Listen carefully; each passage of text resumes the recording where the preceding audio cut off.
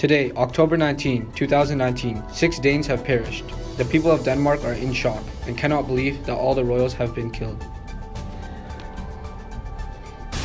These incidents have not all happened at the same time, rather throughout the entire week. The first one to die was Polonius. Polonius was the father of Ophelia and Laertes, and counselor to King Claudius. Locals have said that Polonius was a foolish, prating knave.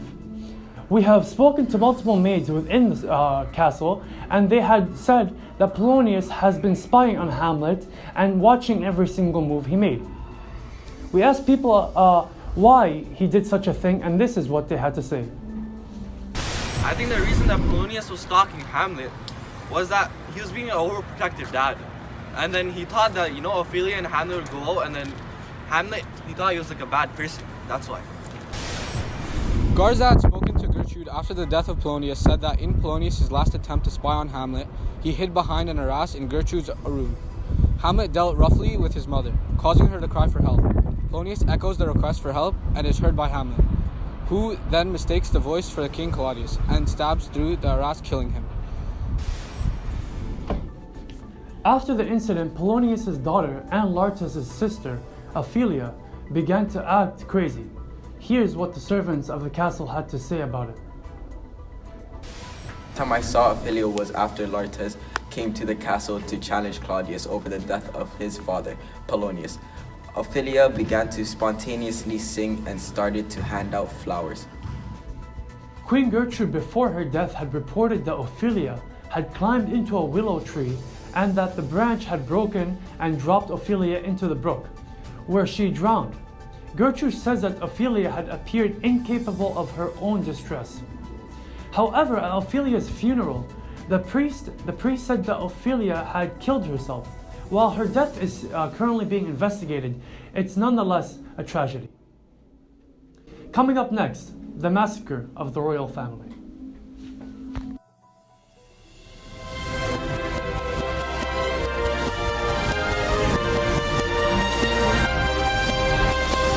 Ladies and gentlemen, daddies and grannies, are you looking to become a cop? Well, you came to the right place. This commercial will show you everything we do, from shooting people to taking candy from little kids to eating donuts. Make sure you tune in and visit don'tbecomecop.ca. The first technique we're going to be learning today is how to defend yourself from an armed man. Come here, sir. Yeah. All right. The first thing you want to do is point the gun at me, sir. All right. Look over there. All right, thank you. All right, then I pull back, and then 1, 2, okay? There we go, that's the first technique. That's kind of cute. All right. Second technique we're gonna be learning today is a combat technique, all right? You're gonna be using your hands for this one. Make sure you have your gun out on you all the time, right? So, here. Point at me, pull, 2, 3, and then I pull back and I shoot him. That doesn't work. Now that's how you become a cop. Now this civilian had a question. Now what's your question, sir? Oh yeah, I don't have a question. You see this? That's all you have to do, kids.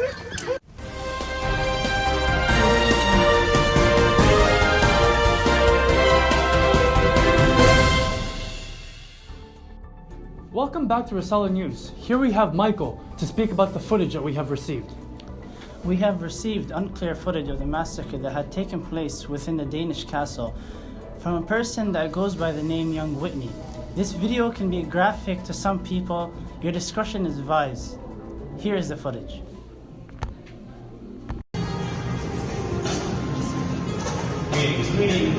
I bestow my blessing on Hamlet. Let the match begin!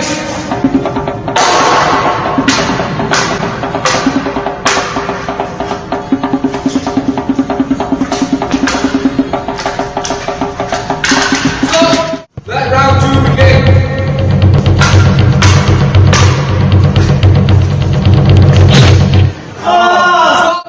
Hamlet, have a drink for strength.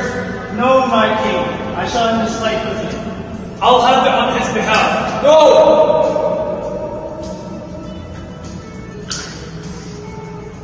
She's fainting of the sight of blood. Poison! It's poison!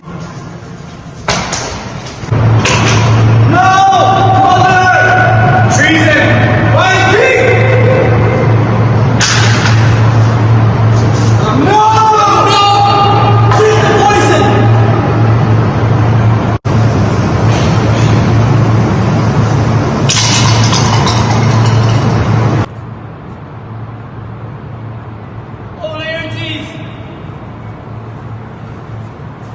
with me. I forgive you.